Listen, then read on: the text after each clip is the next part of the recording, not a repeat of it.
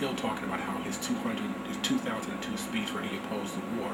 Well, he did make the speech, but then he tries to say that he did it when it was politically unpopular to do. Please, I mean, that. Obama has flip-flopped so many times that he can't walk around trying to say that he's some person who's going to stand on principle when we've seen him flip-flop on FISA, NAFTA, flip-flop on the surge, flip-flop on, he's going to flip-flop on Iraq. Whatever he says about Iraq now is BS. He ain't going to do it. His own foreign policy advisor, Samantha Power, said, this is a BS. He's just talking a lot of crap in the campaign. And then there's this guy in the Weather Underground, and Obama comes from this district. I don't know what's going on in Chicago, because this guy blew up the Pentagon, and he's taking his picture stomping on the American flag, and now he's supposed to be some upstanding citizen and a college professor, respected college professor. And he's got his finger in the Chicago public school system teaching the kids. I don't know. I mean, I live in New York, and New York is pretty liberal, but you can't be no domestic terrorist and then think you're going to get anyways near teaching New York City public schools.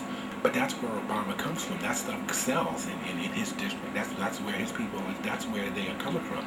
So to say that you were taking some political risk by opposing the Iraq War, that's a baloney. No.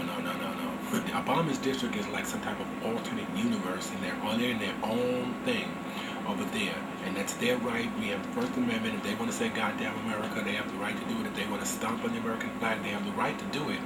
But don't go around trying to say that you were taking some political risk by opposing the Iraq War in a district where somebody like William Ayers can actually make a comeback.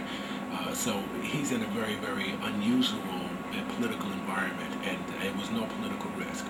McCain is the person who took the political risk, because in 2006, when McCain backed the surge, Iraq, the Republicans had just been blown out of the Congress because the country was so angry about Iraq.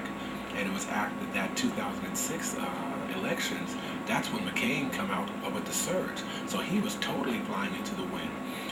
And he stood on the surge, and now, I did not support the surge. I think the surge is really an important victory, because we have to come up with some effective counterinsurgency tactics. The whole thing here is we have to come up with some way of negating Al-Qaeda's operational tactics. That's very, very important. So it's actually more important than Iraq. It's important going forward into the 21st century. We can't have these, guerrilla terror tactics that are basically neutralizing our military power, which is what was happening in Iraq.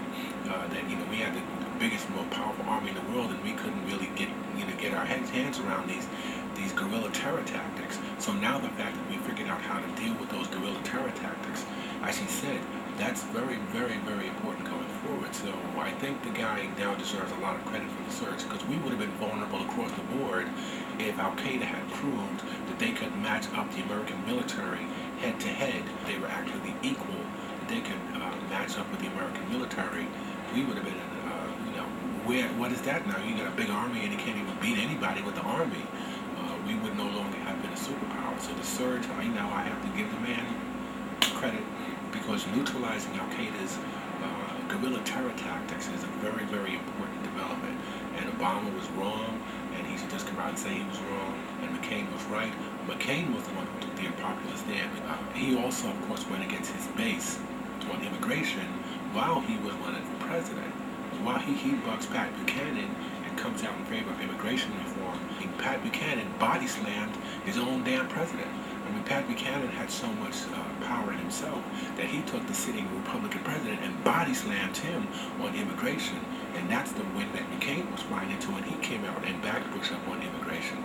It looks to me like McCain supports Bush. The only time Bush ever does anything right, he was right about the surge. He was right about the surge. He was right about immigration reform. That's about the only thing that Bush has done right. And on torture, he's wrong. And McCain is opposed him on torture.